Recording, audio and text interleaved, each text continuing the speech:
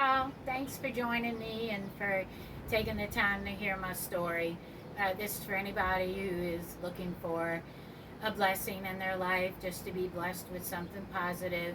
It gets kind of a little bit negative for a little while, but you've got to hear the whole story to be able to get the gist of it. So just hang in there with me, bear with me, and let's just go for it. Okay, well, everything started in the year of 2016. First, what happened was I got laid off from my job, so of course I lost my insurance. And so, like midways through 2016, close to the end of 2016, um, I started not feeling well. I thought maybe it was my anemia because I'm a little anemic, and um, I just didn't feel well. I didn't have a lot of energy, and then I started losing weight. I'm not the type person to lose weight just on the drop of a hat. It takes a lot for that to happen. So, anyway, so I started losing weight. So my family members started telling me, when something's going on here, maybe you should go to the doctor. And I said, well, I don't have insurance, so I really can't go. And the only place that I knew of that I could go to, I really didn't like it. I didn't feel safe there. So I just kind of blew it off. Well, every week we would go with my aunts, and we would go out to eat. And so just so happened, I don't believe in coincidences, I believe everything happens for a reason. But just so happened that this one week, my cousin Mike came with us, and everybody was talking about me being sick, when you need to go to the doctor, you need to find out what's going on. And so Mike told me about this place that was a free clinic, and he told me where it was. And I had been to some of the doctors there because I worked for home health, and so that's what I did for a living, was saw doctors and got legal documents signed. So I felt pretty safe going there. So I went ahead and went to the doctor there.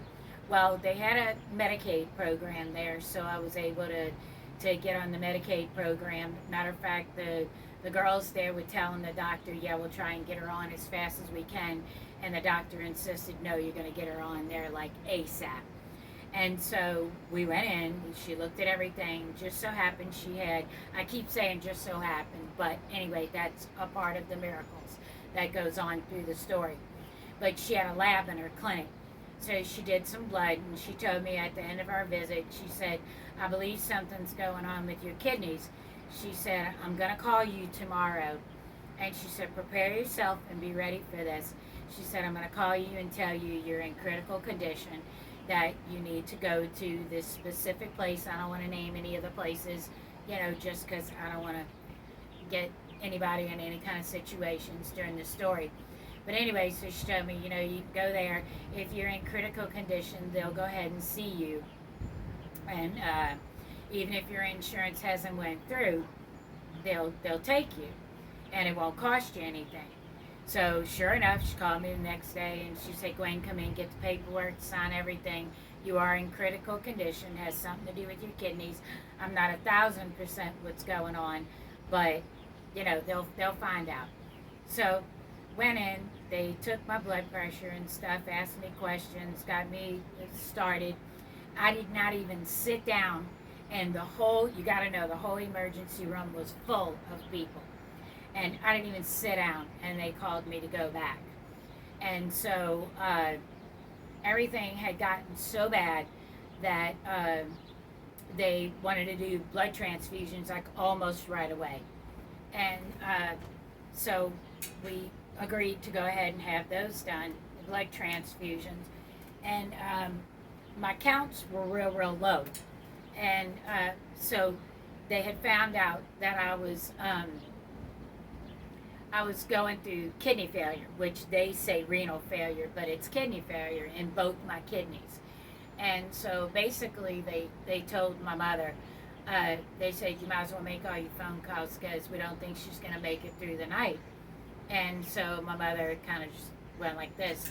And she said, you don't know God the way that I know God. She's not going to die until God's ready for her to die. And one doctor, of all the doctors that were in there were probably about 10 of them, said, you're right. And so that's where the faith came in, and I'd already told you about one miracle with my cousin being there. And so The specialist came in, kidney specialist, and they had two options of what to do. My blood count was so low that the one uh, thing they were going to do was do surgery and put nephrostomy tubes in my kidneys, which is tubes that go up in your kidney that drain them to make you be able to urinate. And so my count was real low. Well, they tried it again, and it had went up high enough for them to do the surgery. And so they decided to go ahead and do the surgery, which saved my life.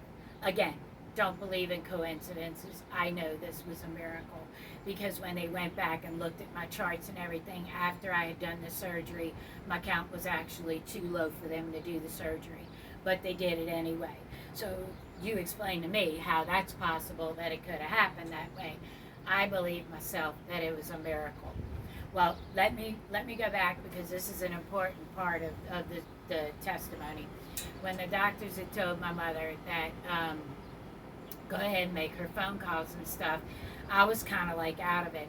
So I just turned my back towards the doctors and my mom, and I just started praying. And it's important for me to share with you what I prayed for. My first prayer was that I asked God to make peace. I wanted to make peace with God.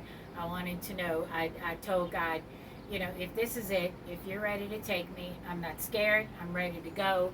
All I ask is if there's anything that I have not asked for forgiveness for, any sins that I've committed, things that I have done, for you to forgive me, and if I had the opportunity to go to the people I needed to. But if not, that's okay. I know through Christ they would know, you know, that I was asking for forgiveness. Then I prayed that if God let me survive through this, the only thing that I asked God for was a testimony to share Christ. See, I had been praying for that my whole life. I was raised in a Christian home, and I never saw anything that would make my testimony when I accepted Christ stand out. So it's kind of hard to convince people that God is who He says He is, that He's real. So I asked for all these years, I've asked for God to show me and give me a reason to show people, you know, that He is who He says He is. And this is why I'm sharing this with you today, because I made that promise to Him that if He let me survive, that I would share this. Because I believe through this testimony that God has shown who He is and let me survive this. So I had to